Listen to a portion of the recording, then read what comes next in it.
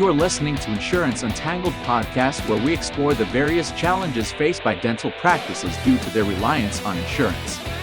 In this podcast, we dive deep into the issues surrounding dental insurance dependence and offer practical solutions and strategies for reducing your reliance on insurance. Join us as we interview industry experts, share success stories, and provide valuable insights to help you take control of your practice's financial future. What's up, everybody, and welcome to another amazing episode of the Insurance Untangled podcast. I am one of your co-hosts today, Jordan Comstock. With me, I got Naren and Ben. What's up, dogs? What's up, Jordan? How you guys doing this morning? Doing great. You woke us up. I like that. Yeah. What I do just pisses my wife up when I do that in the morning. Pumped to be with you guys this morning. And be discussing some awesome stuff. Today, we're going to be interviewing Ben, and we're going to be talking about, do insurance plans lease the current dental terminology, CDT, from the American Dental Association? I'm actually kind of interested in this. I've never heard of this before, Ben, so I'm excited to hear what you have to say about this topic. Can you repeat that title again, Jordan? I just didn't catch it. Yeah. Do insurance plans lease the current dental terminology, CDT, from the American Dental Association? So I don't know what kind of can of worms this episode is going to open. It seems like we're about to open it up and find out. Yeah. Okay. Well, it's more curiosity, right? It's kind of funny. Like when you look at history and the United States attempt to go to the moon, right? Mm-hmm. And the interesting thing is that a lot of people don't know that our desire to go to the moon wasn't driven behind curiosity. It wasn't driven behind science, right? Yeah. It was because another country put Sputnik up there, and it was a contention between the U.S. and Russia that really drove, the U.S.'s desire to improve NASA as more so for military purposes as opposed to science, right? The exploration of our universe. Interesting. And so when we talk about this whole thing behind the American Dental Association, the current dental terminology, which is the coding system that we use, right? I just want to throw a disclaimer. We're not making any attempts to throw anybody on the bus or create an environment of suspicion. This is more so just we're curious, right? We want to know the answers to these questions because we haven't been getting answers. So let's talk about it to see if we can at least open up a discussion in the industry to get some answers on this particular issue. Yeah. So with that said, Ben, there have been rumors that the ADA leases the CDT codes to the insurance companies. Is there any evidence of that? Yes. So this was actually first brought to my attention back in 2019. So I won't mention where or who. But it was a high level official who's also I believe was a practicing dentist at the time, who opened up his phone, and this is after I gave a presentation at one of the conventions in Chicago back in 2009. But he opened up his phone and he said, "Let me teach you a few things that might help you in your future presentations." And he actually shared this with me. He pulled up the leasing agreement, the language of it, and he said, "Look, this is made available to members that request it." So he didn't mention any confidentiality, but he did say, "Hey, you didn't hear this from me, but I want you to know this because I feel like the membership of the American Dental Association needs to know, because it's helpful when you know that the insurance carriers have no rights to the CDT codes. They don't have any rights to that. They lease it from the American Dental Association." So with that regards, that was the first time that I knew about it. Well, funny thing is just in the last couple of months, a dentist sent me a copy of the revised agreement. So I've seen it, I've read it, it exists. And we can talk about areas in which it could be helpful. But to answer your question, yes, the CDT agreement between the ADA and insurance carriers, it does exist. Let me ask you a follow-up question, Ben. You said you read it. Can you maybe talk about what it says? Like, What are the key points that perhaps would be relevant to our listeners, dentists? Yeah, so the ones that that resonated to me, of course, they're just standard language that, the current dental terminology is owned by the American Dental Association.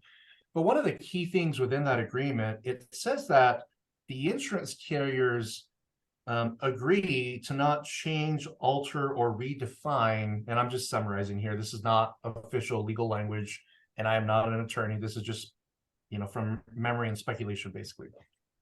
So essentially it says that the American Dental Association owns the codes and definitions. Insurance carriers agree to lease them for claims processing purposes, but they have no rights to changing the definitions, right?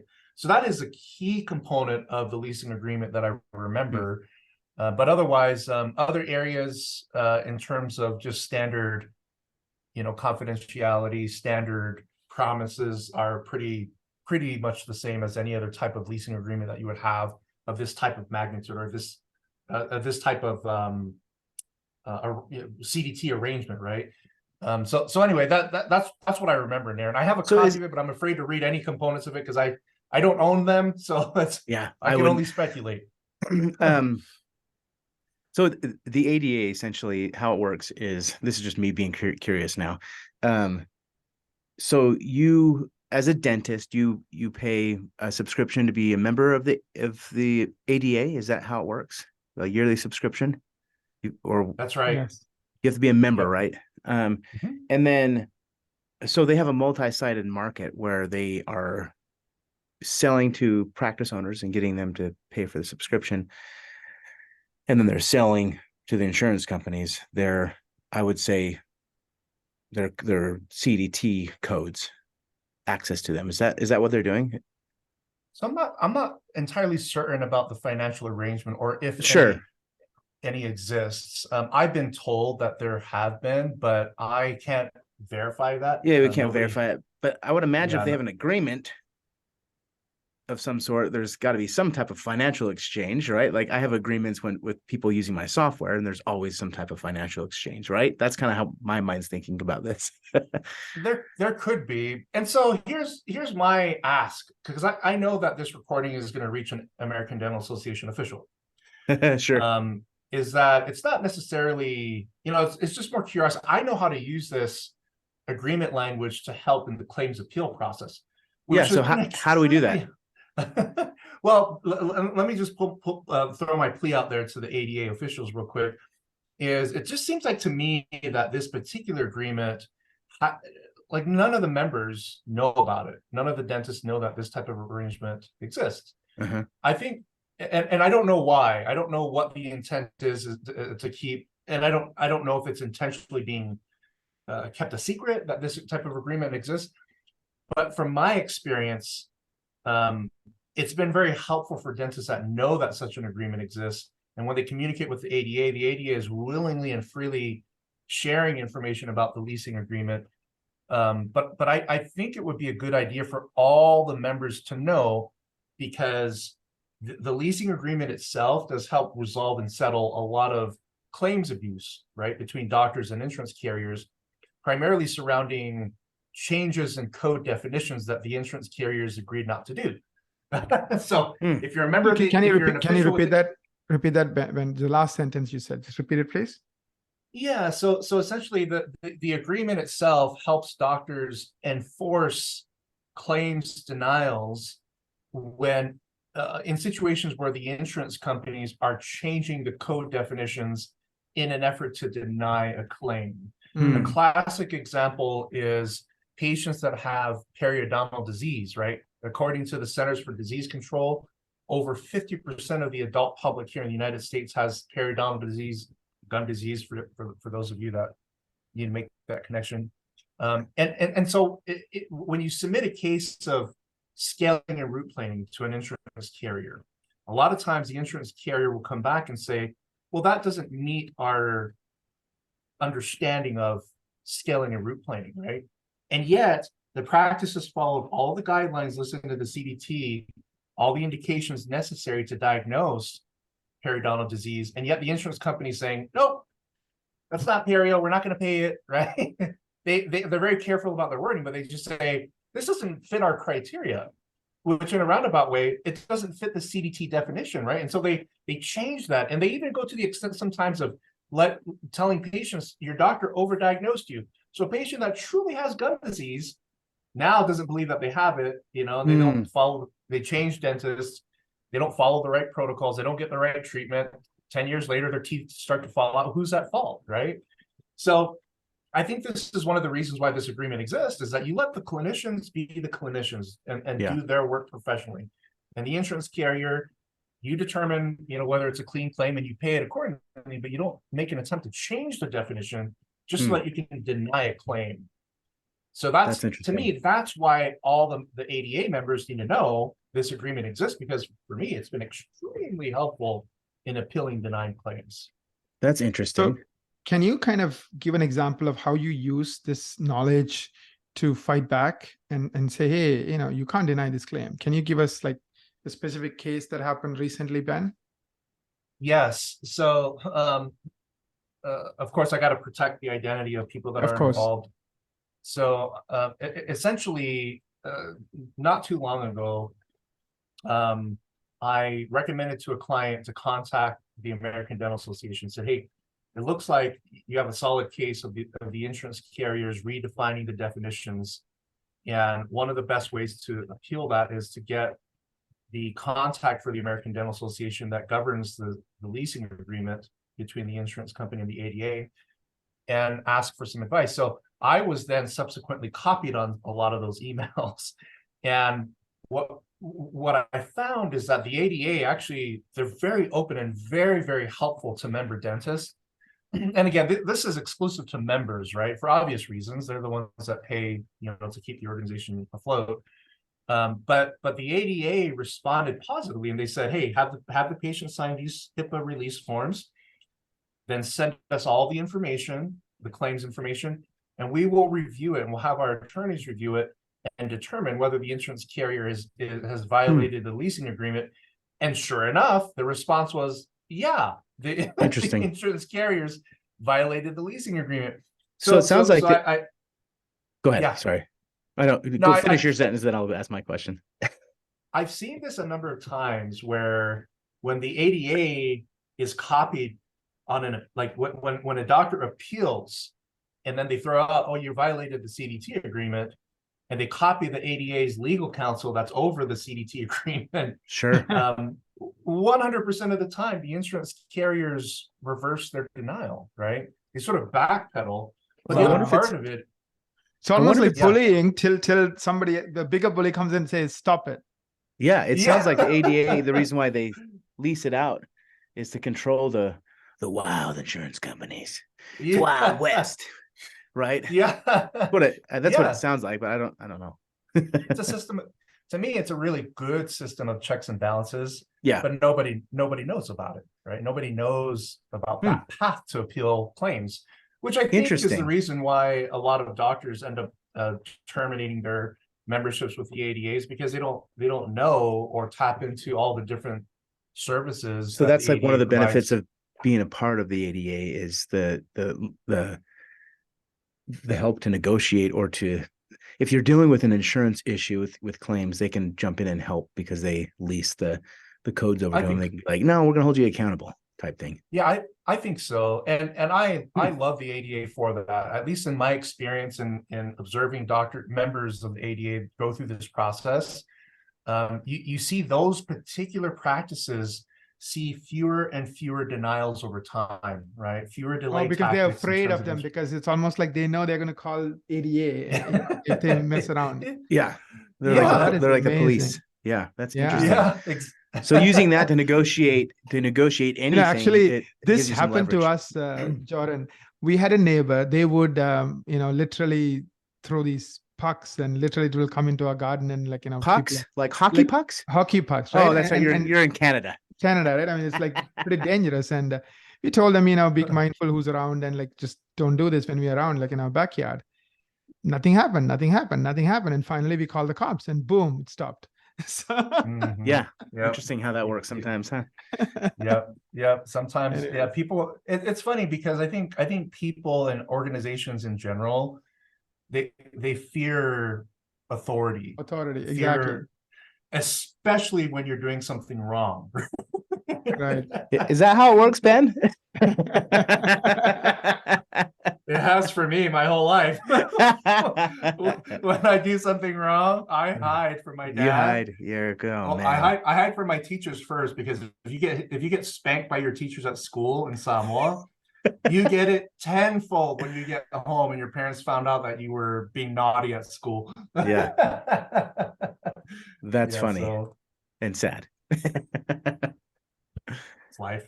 Yeah, that's really interesting. Yeah, it is. That's interesting. I think ADA should promote this, right? Like that they do. It sounds like a feature. Yeah. Yeah. Like it's like a huge feature, right? If I'm an ADA member and I'm paying dues and I'm thinking, should I continue paying those dues? I mean, We got to being get an able to call ADA the member to cops, come on and talk. being able to call the cops on the insurance company. Hey, that's like, Yeah, you're the insurance price of company gold. cops. So that's what I am trying to find somebody, an official at the ADA that'd be willing to come over, and I'm very close to getting one of them to commit and speaking on our podcast. I think so. This is just speculation, and I guess we can maybe talk about this. Is there's a fear naturally in my mind? There would be a fear. It's like, well, if we are charging the insurance carriers and then charging dentists, the question is are people going to find that a conflict of interest? So this is just speculation. My answer to that would be, well, I don't think there's a conflict of interest, because it's an association for licensed dentists, right, and specialists. Yeah. And at the end of the day, if you can, like when you go to conventions, you see Delta Dental, Guardian, and other insurance carriers sponsoring the event, right? So they're contributing towards the financial sustainability of your trade association, your advocacy association. Sure. But I think with the amount of legislation and the amount of lobbying that the ADA does, which is, from my research, it's one of the largest lobbying efforts of any association in the world, professional associations. And to me, if they are collecting money from the insurance carrier, to me, it doesn't really matter, because the amount of advocacy that's going on has been truly beneficial to the industry. And there's so many examples I can cite about that, but I guess we need to stay on topic, right?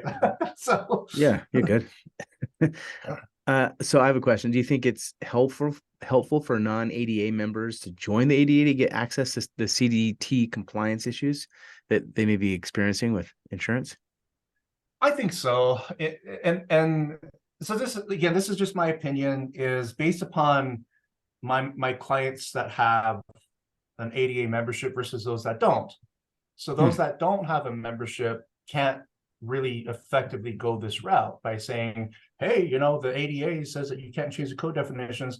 And if you just think about any negotiating setting, if the insurance company comes back and says, well, you're not even a member, right? So, so effectively, like contractually at that point, if you just follow the logic behind it, can I, as a non-ADA member, be represented, or can somebody from the ADA defend me when I'm not paying my dues, right? So, yeah, sure. Who knows? I just haven't seen this. What does it cost to join the ADA? Oh gosh, it's like probably $1,500 a year. A year, I think. Yeah, it's probably that's reasonable.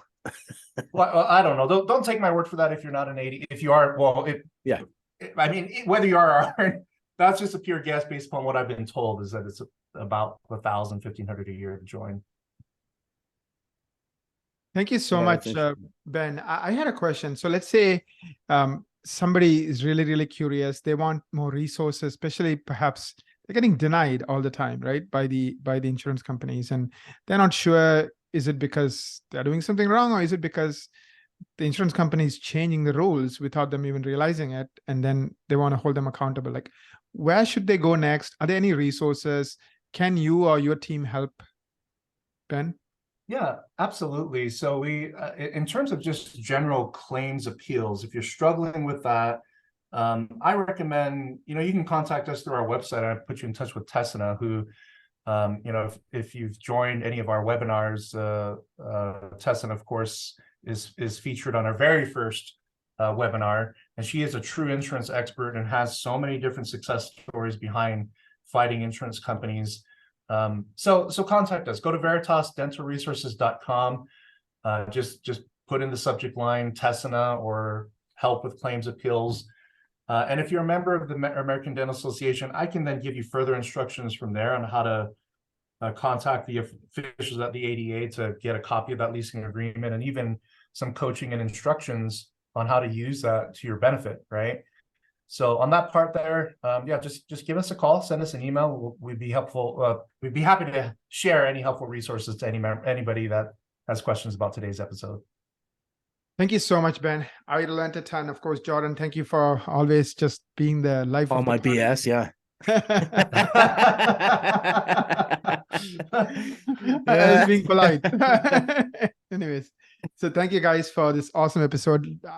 I never heard about this till today, Ben. So thank you for bringing this to our attention and, you know, enlightening our audience. We have, you know, thousands of people who listen to this. So thank all of you for being our fans, being our advocates, sharing the podcast on social media. Of course, we love your reviews. So please write reviews on iTunes, Google Play. And if you like this episode, I think many of you are going to forward this to all your buddies and friends. So please do that. We would love that. And Ben made an invitation to ADA to come on this podcast and, you know, perhaps clarify some of these things and, you know, perhaps, make it a trump card, because I think 80+% of people are on PPO plans and they feel not too happy with these plans. So ADA kind of having their back is not a bad thing. So Ben, thank you for your initiative on this. The website is insuranceuntangled.com. Please visit our website. We will offer some freebies and additional resources on our website. So please check it out. You will learn a ton. Also, we'll put links to some of the things that Ben talked about today. Have a wonderful rest of the week. And till we see you again, goodbye.